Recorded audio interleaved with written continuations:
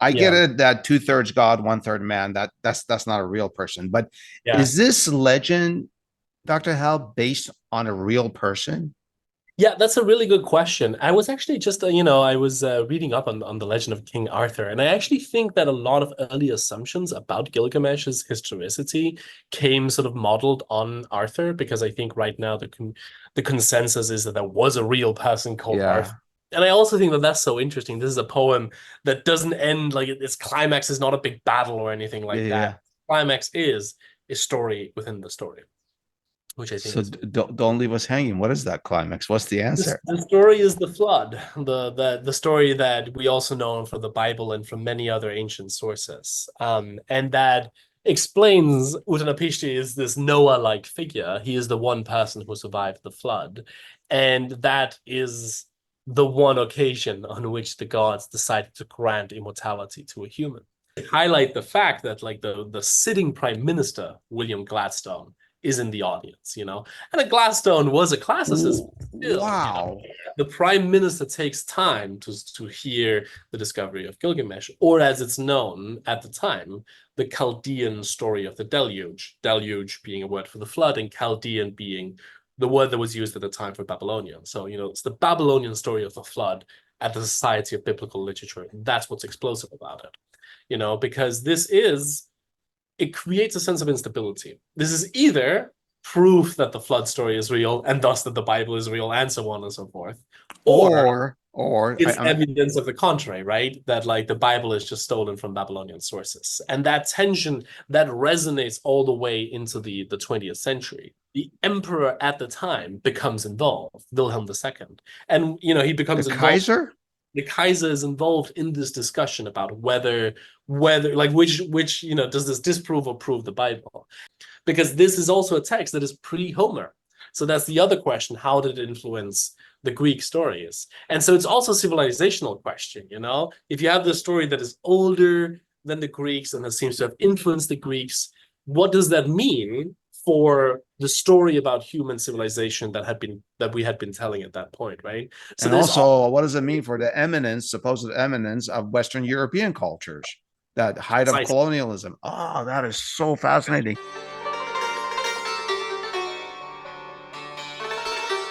Welcome to Scholars Unravel the Middle East. I'm Adel Ali, your host. I was born in the Middle East, but grew up in America, and I have a message for Middle Eastern Americans. Don't learn about the Middle East from US news media or Hollywood, and don't buy into the Western view of world history. That's why I talk to scholars, 150 and counting, scholars who have spent decades studying the Middle East, the scholars who make it easy for all of us to understand, because in this program, they distill their extensive research and rich stories into an hour of engaging conversation with me. And my goal for this program is to correct our misperceptions and misconceptions about the Middle East, this fascinating region with its long and remarkable history. My guest is Dr. Sophus Helle, a postdoctoral fellow at Princeton University. He has won prestigious awards and is a prolific publisher on diverse subjects, with a passion for taking seemingly obscure topics and making them relevant to non-academic audiences, like you and I. His translation of the Epic of Gilgamesh and Enheduanna's poems have become the basis of various modern adaptations, for example, in theater and music. In this interview, we discuss the following. Who's Gilgamesh? Is his epic based on a real ancient Mesopotamian person, or is it all mythology? Who was the Epic of Gilgamesh written for? This is an important question, considering that it was told and taught in Mesopotamia for 3,000 years. Why did the rediscovery of the Epic of Gilgamesh cause an uproar in the 19th century Christian Europe? Did the Epic of Gilgamesh influence the Iliad, the Odyssey, and other Greek epics? What is Dr. Helle's contribution to the Epic of Gilgamesh? And what are the lessons of this ancient tale for our modern times? You can learn more about Dr. Helle in the detailed description of this video, where you will also find links to other interviews in our program about ancient Mesopotamia, including Pawns or Powerful Women, Roles and Rights of the Women of Ancient Mesopotamia, This is the story of Shulgi, a king of the 3rd dynasty of Ur, and the story of how climate change destroyed the region and ended a religion. Balance of power and peace in ancient Middle East. This is the story of a time before the age of empires and before foreign interference in the Middle East. And the journey from gods to God. The story of how polytheism ended in the Middle East. And please subscribe to our channel and give this video a thumbs up. So, stay with me as Dr. Helle and I unravel the Middle East. Dr. Helle, it's a pleasure to have you on our program. Thank you for taking the time for this conversation with me. I've heard so much about the Epic of Gilgamesh, this tale from ancient Mesopotamia. So let's start from the top. Who is Gilgamesh?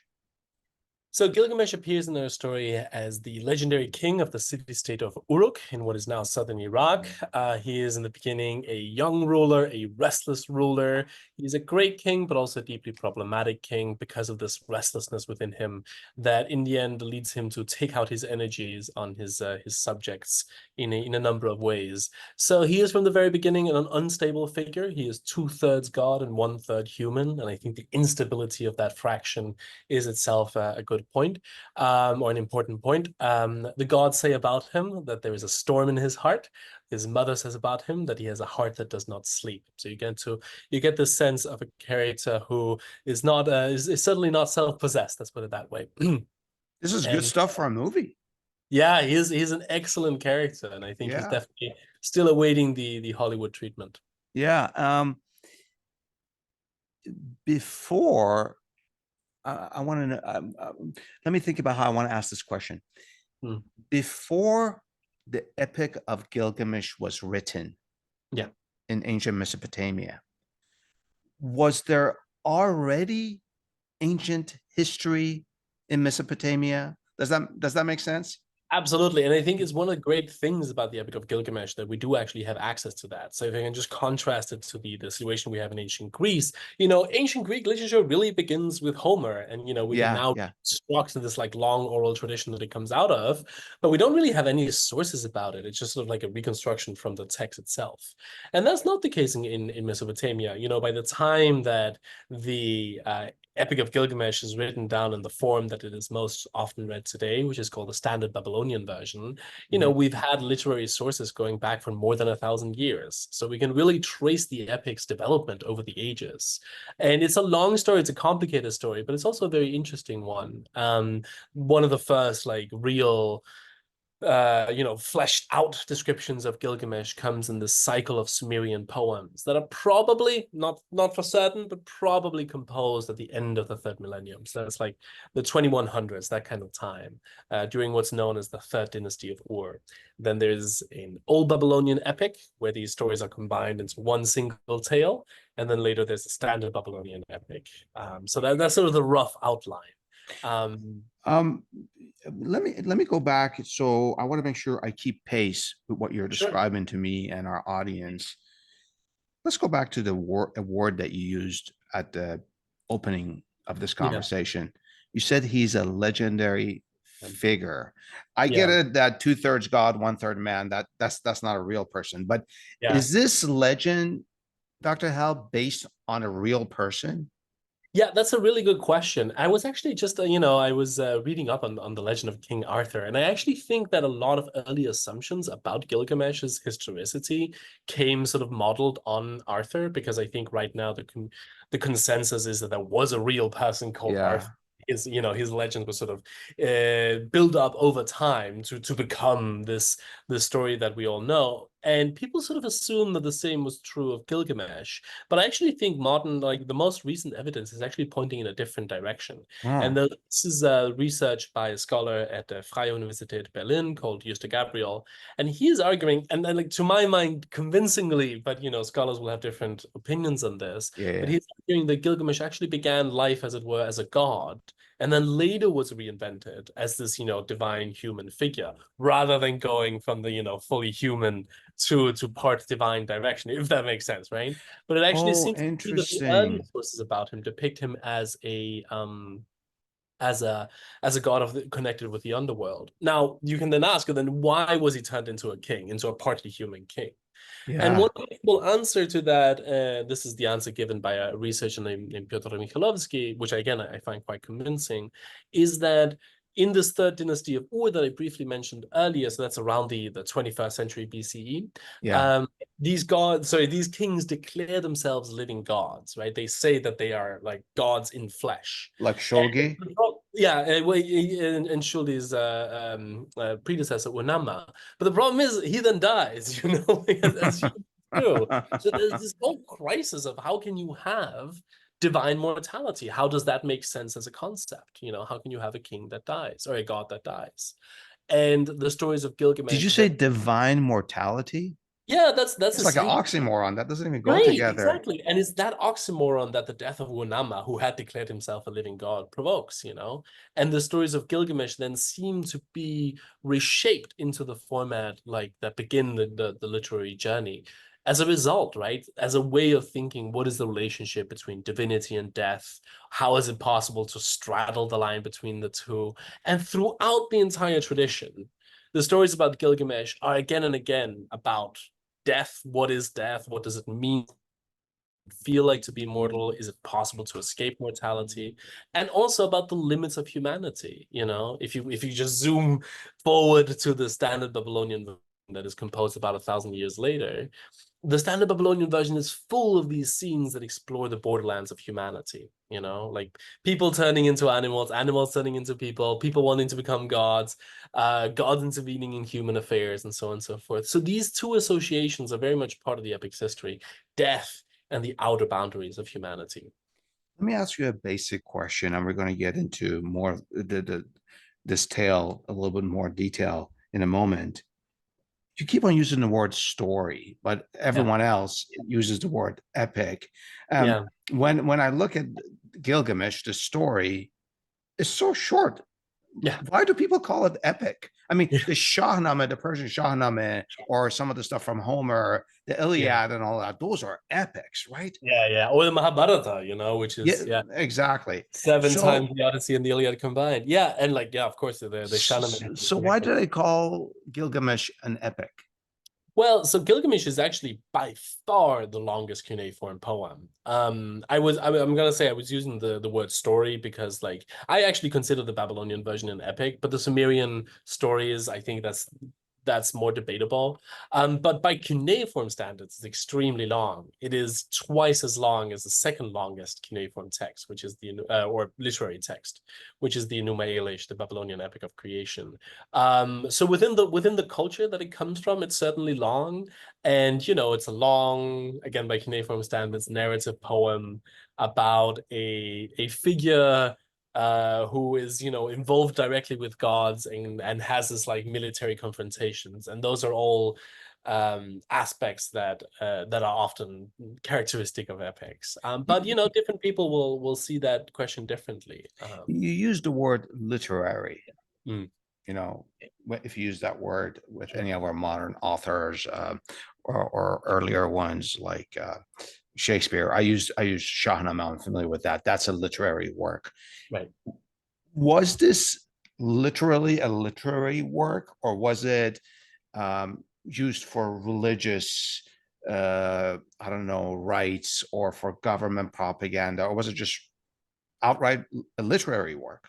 Yeah, I mean that is an excellent question, because like it's so hard to define what literature is. Roland Yeah, Barthes said that literature is whatever is taught in schools, and Gilgamesh is certainly taught in schools. yeah. I don't know that that's that useful as a You definition, mean but taught in schools now or back then in back ancient? then, Back yeah, then, it's okay. definitely an integral part of ancient education throughout its history, Wow, especially wow. in the later periods. I think it is a literary text. I think there are other cuneiform works such as the Enuma Elish that I just mentioned, where you can make the argument that Enuma Elish might be better considered as a hymn. It does seem at one point to be performed during religious rituals, and we don't have that kind of evidence for Gilgamesh. Gilgamesh describes itself as a box, like it's a box set that you are to open, and that then contains these cuneiform tablets, these clay tablets. According to the story, these tablets are made of lapis lazuli, which is this very like precious stone. in reality, I think, if there ever was a lapis lazuli Gilgamesh, I somehow doubt it is quite hard to carve lapis lazuli that way. But the vast majority of actual manuscripts of Gilgamesh were made of clay. But that's a rock, right? Lapis. Lapis lazuli, yeah, and it's this Yeah, great rock. Like the Gilgamesh epic came loves from that. Egypt or something. I mean, that was very. I actually think the lapis lazuli that they would have known in ancient Iraq would have come from Afghanistan, but I could be Oh, I wrong. see. I see. You're right. I'm like, I know how they write on clay tablets, but that would be very hard to do on It would lapis be very lazuli. hard for lapis lazuli. But the epic is fascinated by lapis. It really loves lapis as a material. Interesting. When it was written, who was it written for? Yeah. I mean, it's written over so many generations, over centuries and Oh, centuries. So it might be written with different people in mind at different times. I oh, think it's very conceivable that among the first, audiences were people sitting around a campfire. Certainly in these, third dynasty of Ur times that we were talking about earlier, the king and his court are a central part of the audience.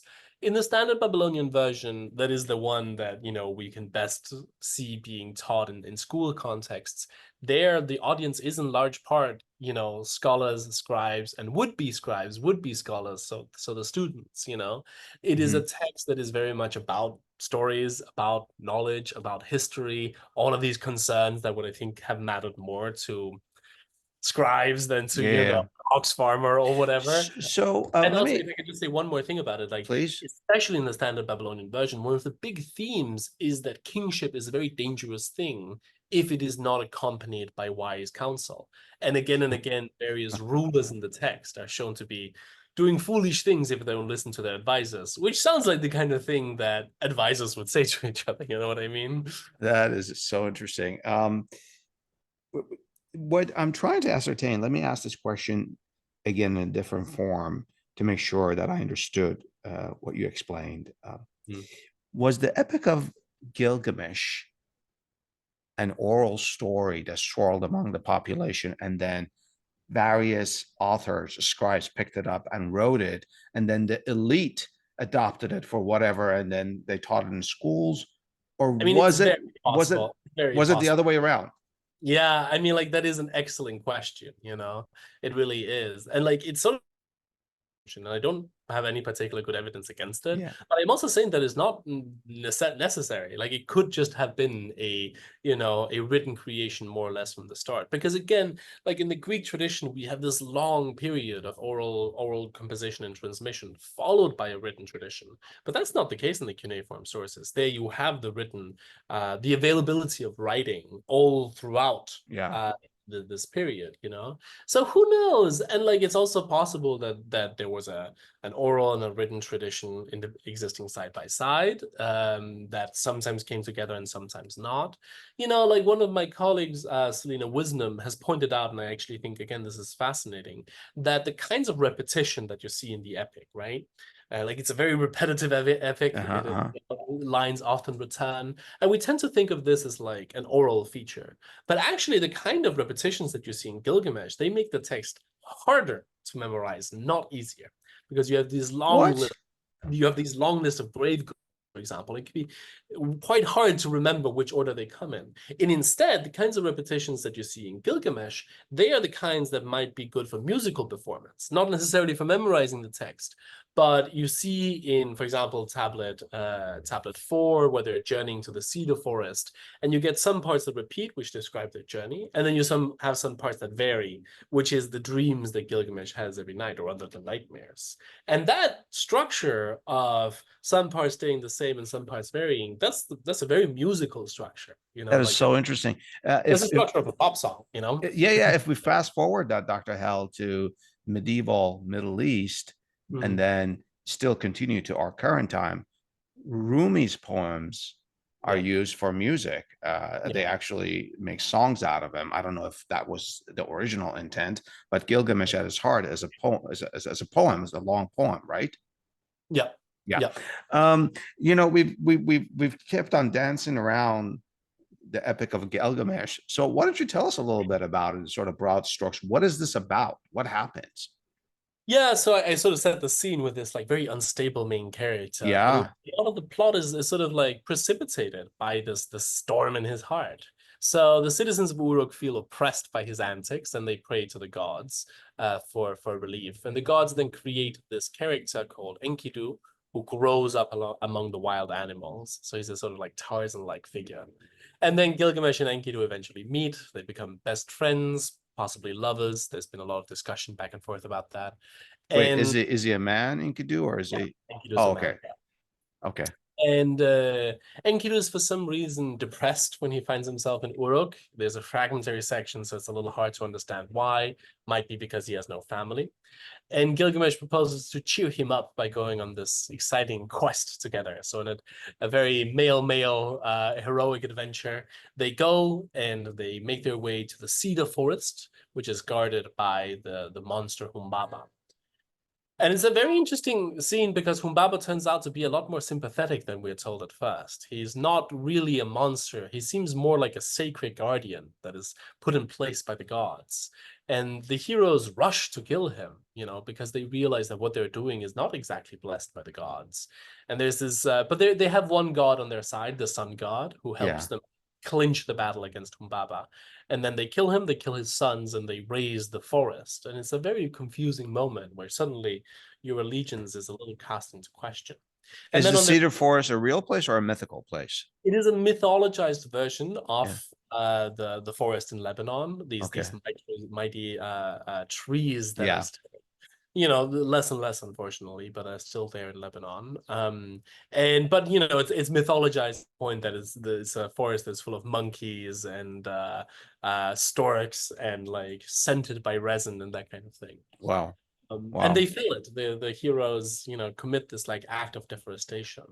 And then on their way back, the goddess of sex and war and change and paradox called Ishtar, a fascinating figure Yeah. Yeah. herself, Yeah. falls in love with Gilgamesh, but he rejects her. And it's a very like intense scene. And Ishtar, in a rage, flies up to heaven and has her father Anu unleash the bull of heaven, which we know as the constellation Taurus. So this constellation comes down from the heavens, and the heroes manage to defeat that as well. And that's the first part of the epic. And this is this is one half of the epic, which is about love, and it's about triumphs, and it's about a journey to the far west. And all of that will be reversed in the second part, which is about loss and failure and a journey to the far east. So Ishtar gets her revenge at last and has Enkidu punished for these two killings, the killing of the Bull of Heaven and of Humbaba. And so Enkidu falls ill and dies, and Gilgamesh is cast into this Oh no. all-consuming grief. And it's really one of the most moving sections of the poem is Gilgamesh's lament for his friend Enkidu. It's very, very touching. And Gilgamesh and Enkidu, throughout the first part of the poem, they became more and more similar. It's almost like they melt into one. And so when Gilgamesh sees Enkidu die, it's almost as if he's seeing himself die. And so he desperately wants to avoid this fate. He wants to avoid mortality. And so he decides that he will launch on this impossible project to attain immortality. And that's what the rest of the story is. Wow, what a He quest. yeah, he journeys through the lands of the gods and eventually reaches the one man that he knows has become immortal, who is Utnapishti, and asks him, Utnapishti, how did you become immortal? And that What was he a god? he's a human who became immortal, and is therefore the only model that Gilgamesh has for doing the same. And Utnapishti's answer to that question becomes then the climax of the poem. And I also think that that's so interesting. This is a poem that doesn't end like its climax is not a big battle or anything Yeah, like yeah, yeah. that. Climax is a story within the story, which I think So is don't leave us hanging. What is that climax? What's the answer? the story is the flood, the story that we also know from the Bible and from many other ancient sources, and that explains Utnapishti is this Noah-like figure. He is the one person who survived the flood, and that is the one occasion on which the gods decided to grant immortality to a human. Oh, And that is wow. terrible news for Gilgamesh, because not even the desperate Gilgamesh would want to recreate that. Yeah, yeah. And but at the same time is great news for Gilgamesh, because what Utanapishti shows him is you might be unable to become immortal in person and like physically, but you can do what I did, which is to tell a story. And so Gilgamesh returns home to Uruk and begins to tell his own story. And the last lines of the epic are also some of the first lines of the epic. So the story wraps around with Gilgamesh becoming the narrator of his own story, losing out on literal immortality, but gaining literary immortality. And that's how the story ends. Wow. I sort of have an answer to the question I'm about to ask you. That answer is that it seems like a fascinating story. So hence that's why it lasted for so long. But I'll ask the question anyway for cultural reason, because I want to understand ancient Mesopotamia a little bit better. Yeah. This story, I got this both from your own writings and also my other research in preparation for our conversation, was rewritten and preserved for 3,000 years in ancient Mesopotamia. That's like me writing a story today, 2024, and people reading it in 5024. That's crazy. Well, and like today especially, like, will there even be humans in 5,000? Exactly. So what was the infatuation with the story that ancient Mesopotamian cultures kept on rewriting and building on the story and preserving it? What was in it for them? It's like the key question, it's the question in a way. Yeah. And like also because it has this very special place in cuneiform cultures, it is not like there are other sources, other stories that have about as many manuscripts. I mentioned the Numa Elish. There's another one called Era. So it's not like it towers quite as much within its own culture as it does. Like if people have heard of a Babylonian story, it's Gilgamesh they've heard of, realistically. Yeah. And like it had competitors, let's put it that way, or colleagues, depending on how you want to frame it in the ancient world. But it's still like, again, twice as long as the second longest, and like it is it has a very, very central place in ancient societies. So it's a great question. I think for me as a Gilgamesh scholar, one of the most interesting things about the epic is how it means so many different things to different people, especially today. For some, this is a great story about loss. For some, it's a great story about the fear of death, the longing for immortality. For some, it's a great story of love between men. For some, it's a story about the clash between culture and nature with this deforestation. For some, it's about, a reflection on the nature of history. For some, it's a question of community or power. And, it's all of these things and more. And I think, sometimes I'm surprised by what people pick out. Like there's one essay, which I think is a very beautiful essay, which is about Gilgamesh as a song of sleeplessness, So different people will pick out different aspects of it. And I have to assume that ancient readers were every bit as different, every bit as intelligent as modern readers. Sure, different people picked out different things, right? Yeah.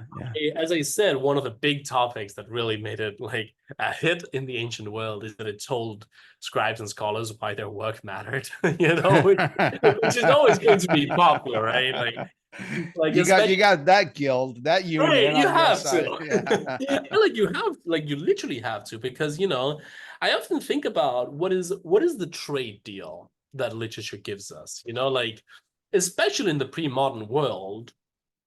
Transmitting literature is hard work. Like copying a text takes hours and hours and hours, it might take a full work month to copy a single tablet. Like that's the sort of proportions that we're talking about. So what does it give you in return? If you give that labor to the work, if you give that labor to literature, what is literature giving you back? And again, one of the things it's giving you is the assurance that your labor is worth it, because it is about all of these things that scribes might have cared about, like, your counsel to your leader is important. And without counsel, leaders are reckless. Like, the story of the flood is partly about that. The king of the gods, Enlil, is said to call down the flood, like destroying the world. Yeah. he lacks counsel, which is, in Akkadian is milku. He has no milku. He doesn't have somebody he is listening to. He doesn't have advice. And so, to people who were professional advisors, they're being told that without their kind of work, the world could collapse, But also, their work is about transmitting the stories of the past, holding on to history, and so on and so forth. And Gilgamesh is also about holding on to history and preserving the stories of the past. So the very first lines, I'm just going to say, well, sorry, I'm ranting. Just going to say one thing, like in the beginning of the text, when Gilgamesh is being introduced, he's not introduced as, oh, Gilgamesh who killed Humbaba, oh, Gilgamesh who killed the bull of heaven, or even, oh, Gilgamesh who loved Enkidu. He is introduced as, oh, Gilgamesh who brought back a story from before the flood, right? It is his finding the flood story and bringing it back, the secret of the gods. That is his big triumph. And again, to somebody who worked professionally as historians, that's part of what the ancient scribes did. That matters, right? He's a historical hero in a sense, a historian's hero. One observation, as you tell me about Gilgamesh, is that the fact that he was a king is almost part of the story, almost lost in everything you're saying. There are more important things than being a king in this story. Yeah, it's such a good point. And I think I actually think that this is something that's really recurs in a lot of epics, not just Gilgamesh. I don't know the Shahnameh well enough to pick out a passage, but this is something you see in Beowulf. It's definitely something you see in the Iliad. These men, they want two things, right? They want to be kings and they want to be heroes, and those two things are actually often at odds with one another, right? Being a hero where you're out and fighting and whatever, making a name for yourself, and being a good leader, which includes delegating responsibility, you know what I mean? Creating a stability and all creating that. stability, exactly. Those are not always compatible. And I actually think Gilgamesh is one of those stories that reflects on that. And I think there is this passage that, as I was saying, the first and the last part of the epic resonate, it repeats. Part of that passage that is repeated is a description of the city of Uruk. Right, and it describes Uruk, which was a real city, and its mounds are still in Iraq. Pelwarka in southern Iraq. You can go and visit it, and the walls that Gilgamesh built. The epic begins and ends by praising these walls that he built. They're still there, and they're still enormous. Wow. And so anyway, it begins and ends by listing the measurements of the city of Uruk, and the word that is repeated in this measurement is shar, which is a certain size, a certain area. But say that word again, please. Shar. Okay. But the Akkadian word for king is sharro, right? And so this is a different way of looking at the city, right? You can focus on the sharro, the king, and tell his stories and, all the suffering and the exploits and the adventures, or you can look at a city as a sequence of measurements, right? As a community that is almost like a statistical rather than a narrative way of looking at it. And the epic both, in a sense, the perspective of a good leader and the perspective of a hero, which are again different things. Completely different tales. Maybe a good king's story is not even worth telling because it's so boring and tranquil. That's a good king, right? Right. At the time, in ancient times, was this story big time? Just in Mesopotamia, maybe or was it also in Persia, Anatolia, and Egypt as well? Or was it very sort of locally known? That's a really good question. So during the first millennium, I kind of think, and the evidence for this is difficult to establish, but I think that in the first millennium, which is when we have the standard Babylonian version, it actually shrinks a little bit, and most of the first millennium sources are specific to what you might call the Mesopotamian heartland. So it's in Babylonian. But during the second millennium, so this is before the standard Babylonian version, it is all over the place and is very fluid as a text. So there are different versions of the text showing up at different places. So you have, in what is now Palestine, Oh, what is that now far. Turkey. Yeah, in what is now Turkey. You don't actually see it in Egypt, which is surprising to me. Like you would expect an Yeah, Egyptian yeah. tablets. Maybe one day it'll show up. And so you'll have it all throughout the Levant and into Turkey, including translations of it into Hittite and Hurrian. Oh, Um, wow. Okay. so you have it a very fluid text, a very culturally adapted text. You asked about Iran specifically. I don't think that there is any. I don't. I know that there isn't an Iranian copy of Gilgamesh, but there is an engagement with cuneiform literature in general in the second millennium in the Yeah. Zagros nonsense. So the story gets lost sometime in history, and then Yeah. it's unearthed. I think 1854, and it's translated or something to that effect, or Mm. written about 1870s or 1872 or Yeah, something like that. exactly right. Um, Well done on the dates. That's good. what I'm wondering is who has a vested interest in popularizing the Epic of Gilgamesh. When you go to 1872, there's no Iraq. That's just Mesopotamia is part of, maybe it was called Iraq, but not to the extent we know it as a nation, which is part of the Ottoman Empire. Yeah. When we talk about the Shahnameh, we said that, so let me just bring that up again. The Shahnameh is big into Persian culture for many different reasons. One of it is because it's attributed that it saved the Persian language from becoming Right. Arabicized. Okay. So there is a lot of interest in that, cultural, even political interest. Where is that for the Epic of Gilgamesh? What nation takes ownership of it and elevates it? Does that my question make sense? No, it makes a lot of sense actually. Yeah. And I think I'm going to start with let's say the ideological investments of its Western reception and then move into its Iraqi slash Arabic reception afterwards Okay.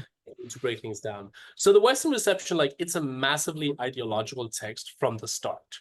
And in a way that no other cuneiform text is. Hmm. Or no other cuneiform text receives that kind of attention. At least not as intensely as Gilgamesh. And you can tell its ideological investments from the place where the discovery of the text is announced, just as you said, in 1872, which is the Society of Biblical Literature. And, I always highlight the fact that like the sitting prime minister, William Gladstone, is in the audience, and Gladstone was a classicist. Still, Wow. the prime minister takes time to hear the discovery of Gilgamesh, or as it's known at the time, the Chaldean story of the deluge. Deluge being a word for the flood, and Chaldean being the word that was used at the time for Babylonian. So, it's the Babylonian story of the flood at the Society of Biblical Literature. That's what's explosive about it, because it creates a sense of instability. This is either proof that the flood story is real and thus that the Bible is real and so on and so forth, or Or it's evidence of the contrary, right? That like the Bible is just stolen from Babylonian sources. And that tension that resonates all the way into the 20th century. There's this famous thing called the Bibel-Babel-Streit, famous among extremely nerdy historians, but like was that German? that was indeed German. And Okay. again, the emperor at the time becomes involved, Wilhelm II. And he The becomes involved. Kaiser? The Kaiser is involved in this discussion about whether like which does this disprove or prove the Bible. And when Wilhelm II abdicates and goes into retirement in Belgium, I think it is, or the Netherlands Yeah, maybe, yeah. there he writes a little book about Gilgamesh. So like it's like that's the sort of like explosive power that it has. And then it becomes picked up in the early 20th century as there's this great book about its Western reception called Gilgamesh Among Us. And the author Theodor Tsiolkovsky calls it a secular myth. So, it is really a bombshell that falls into the sort of like crumbling cultural dominance of Christianity. Like that's like it explodes into that because it is both somehow a Christian and an anti-Christian and a non-Christian myth all at the same time. And then its sort of relevance sort of goes from there. So if you're asking about the ideological investments, Let's, yeah, but I wasn't, but you opened that door. Now I got to probe into it. Let's back up a little bit. So this comes out in 1872. The Western world, you mentioned some really big names. Prime Minister Gladstone, Wilhelm II, the Kaiser of the German Empire, then Prussia. Exactly. This is big political stuff. So it is big political stuff. It because, and again, Gladstone it's not only the Kaiser who writes a book about it. Gladstone also writes a book that is in part about Gilgamesh and in part about other Babylonian sources. Right? So is it because you're at this time where people are still religious, but it's kind of post-Enlightenment, you're at the tail end of whatever romantic period, whatever they call that, and exactly right, exactly, that's exactly the mood. That's exactly, and it's kind of threatening Christianity because it's telling people that, look, all these ideas, well, we just talked about the flood, I don't know about other ideas, but this huge story that we thought it's an Old Testament story was actually something that was, I'm speculating here, you correct me if I'm going too far or wrong. It's actually something that the authors of the Old Testament just picked up from their local cultures. Yeah, exactly. Is that bad? Why is that bad?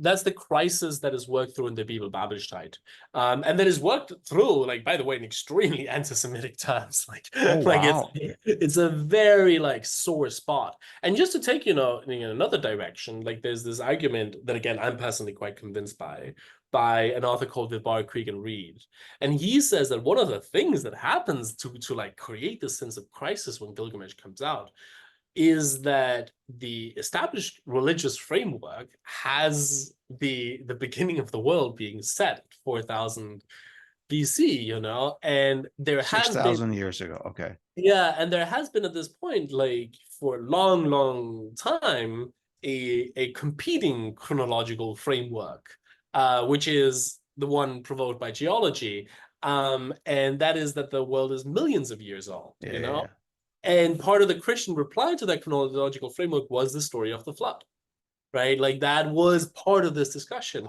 And again, Gilgamesh just lands like a grenade in that discussion because, as Krieg and Reed puts it, the Victorians were living between two times. They were living between deep time and Christian time. And Gilgamesh just cuts right between the two.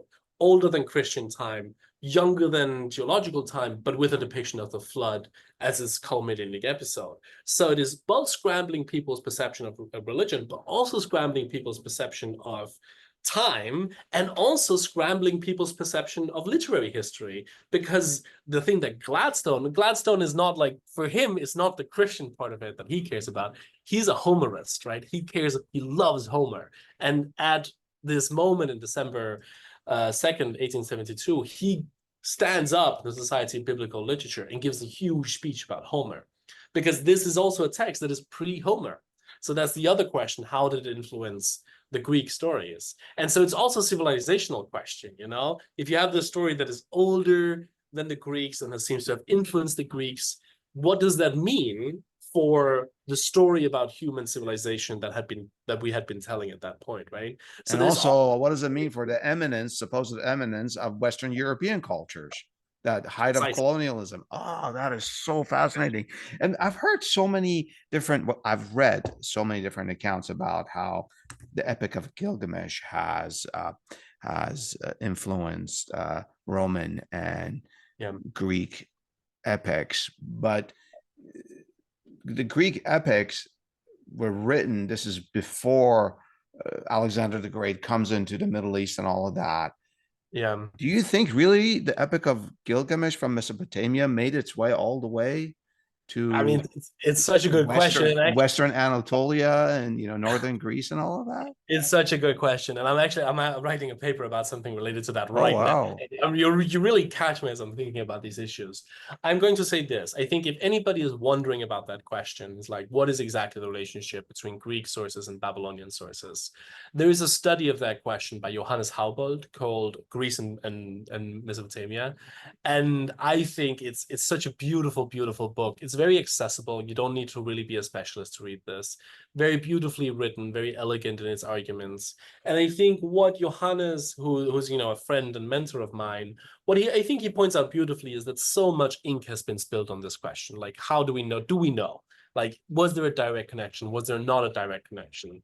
And as Johannes puts it, like, this question is unanswerable at the moment. We just don't know. And there is so much more to do in thinking about these cultures in dialogue with each other, because by looking at them in relation to each other, you can understand Greek sources better by looking at them through a Babylonian lens, and vice versa. And that's the case regardless of whether there was direct contact or not. And sometimes there is direct contact, but just not of the kind we think. There's later interesting influences, including through the Persian Empire. So one of the things that he shows is that the Persians, they took over a very, very Babylonian and ultimately Sumerian perception of the Mediterranean as being the ultimate border of culture. And beyond that was just the sea. And so the Persian Persian Empire projects that onto the Greeks, right? They are beyond the sea.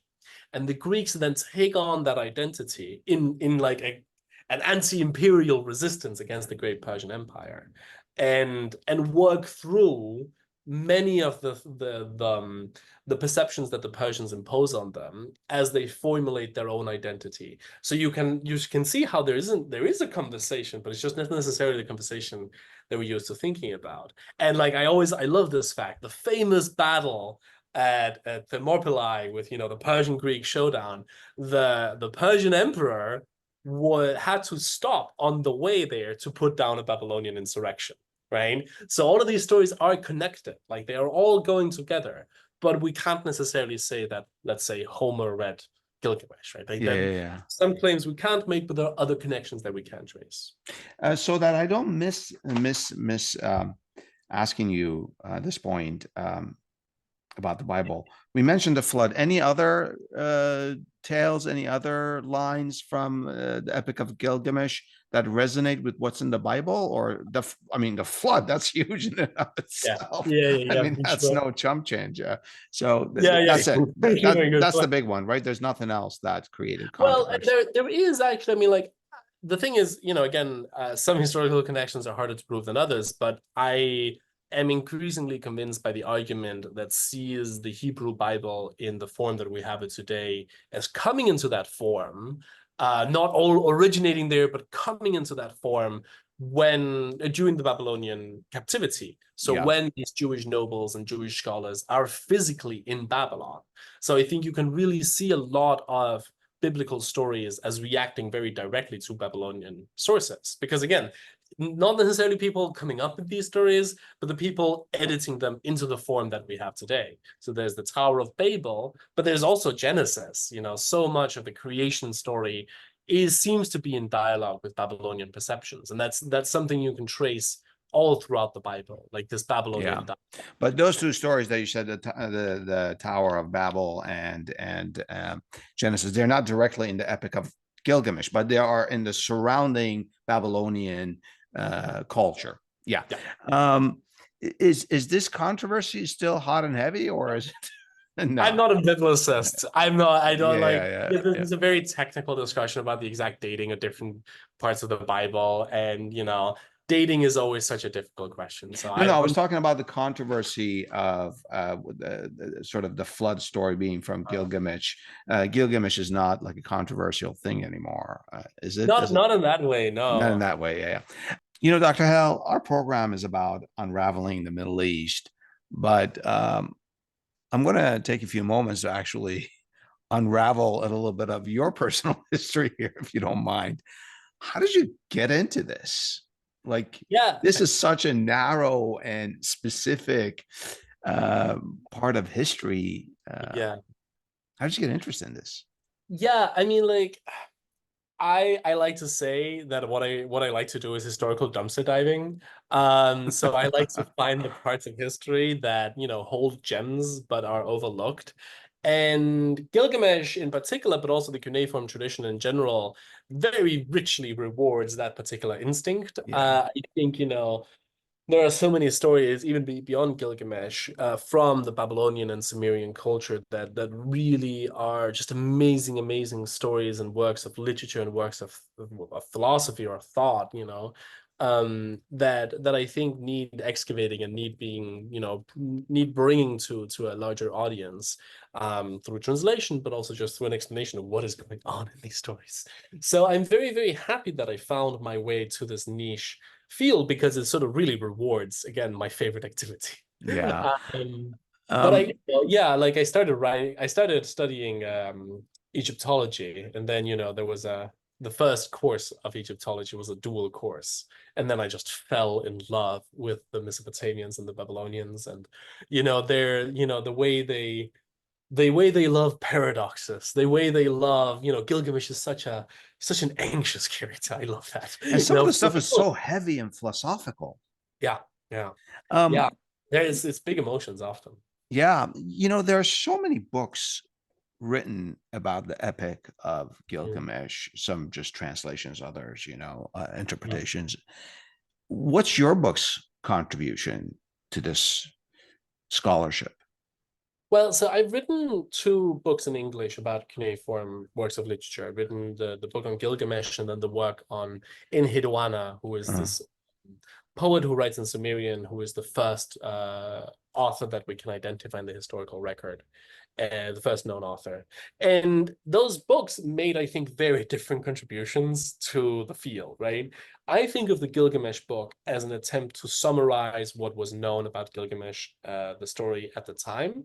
And, I weave in my own analyses, my own close readings, but like mainly I think what the contribution is to sort of like give people both an accessible translation that is easy to read and several points of entry, so people who care about, let's say, the depiction of women will find something in my essays where I give my own perspective on women in the epic, but I also summarize the existing research. And, the same if you're interested in, let's say, the epic's depiction of nature or the epic's depiction of death. In Enheduanna, there was basically nothing written about it. Like, not fully nothing. There were some scholars, and whoever had written about it, I more than mentioned in the book. So you broke ground. Stepping into darkness, Oh, because wow. Gilgamesh, as you said, it's not like this doesn't compare to what's been written about the Odyssey or about Shakespeare. Yeah. But there is a body of evidence, and if you want a good introduction to that, then my book is one. But within Enheduanna, there was nothing at all.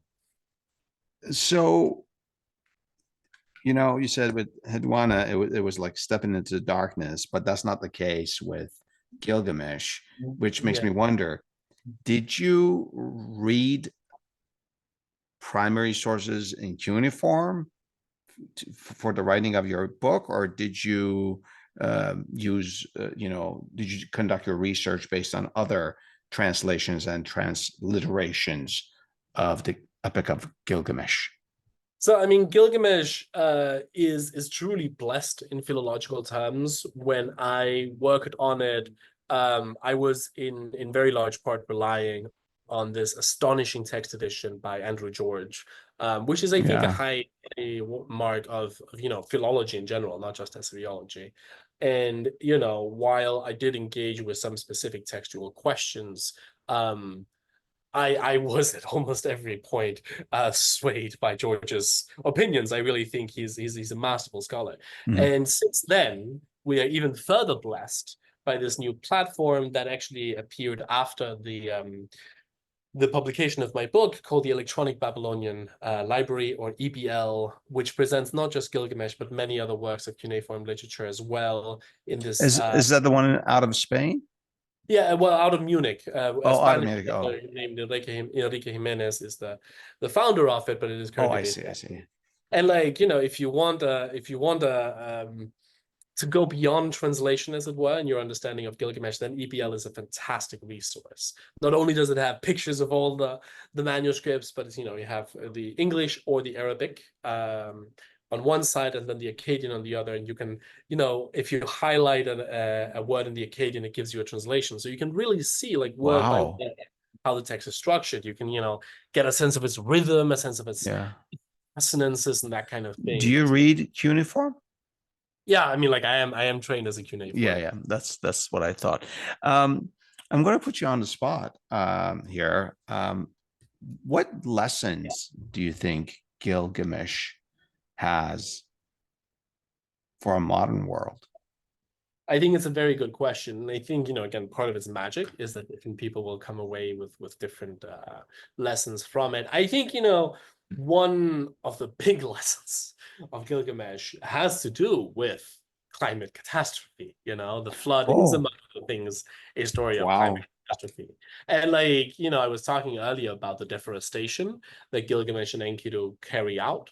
I was also talking about how the epic loves to mirror things. You had the first part about love and triumph, and the second about loss and failure. The mirror of the deforestation is the climate catastrophe during the flood. And like those things are, if anything, too related in the modern world. Think of the Amazon forest. Yeah. And I think, what lesson does the flood have for us today? I think it's different. Different versions of the flood can be used to think about climate change. Well, you shared one lesson already. You said lack of counsel for the king, right? That's a huge lesson. And I think, like with for example, the recent jailing of the Just Up Oil protesters, like we are at one point where even democratically elected leaders would rather suppress political expressions that they don't like than to listen to the Council of Scientists, the Council of Activists. And the result is, just as in Gilgamesh, going to be catastrophic climate change, on a global scale. So that's a sobering lesson. Wow. But also, I think part of the lesson of the flood that I at least take away from it is that the epic is constantly connecting a global scale and a local scale. Gilgamesh travels to the end of the earth, but he always comes back to Uruk in the end. And the story of the flood is a global story, but is told through one specific city, which is Uttanapishti city, the city of Shuruppak. And it's always, like, again, it has a single forest and the entire world. So it's always zigzagging between local and global perspectives. And I think that has to be part of our response to climate change today as well. We can't, like, climate change is enormous. None of us are going to understand climate change. It's hard to fathom. It's hard to get immediately stressed about it. Yeah. Yeah, exactly. And like, you can't understand it, and you can't fight climate change. Like you and I were one person, but we can fight whatever local fight we can. And we can understand it, climate change, through whatever local effect we can see in front of us.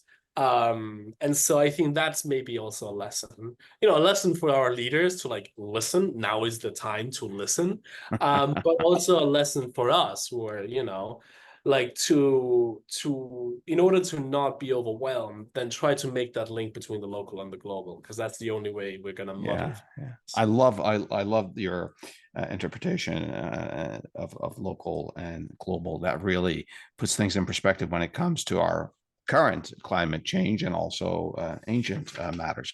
I think I'm definitely going to be stealing the line that a good king's story is not worth telling. Like, I think that is, and again, not just Gilgamesh. I think that's such an important part of ancient literature. Like that they want good kings, but they also want good stories, and those tend to be at odds with each other. I think that opens a lot of other literary works as well. It does. And well, we should also celebrate good kings that haven't had exciting adventures, but have done well for their people, right? Dr. Helle, thank you for educating me and our audience. And to our audience, if you know of any history that could unravel the Middle East, please share it with us. Thank you so much. It was a pleasure to talk to you.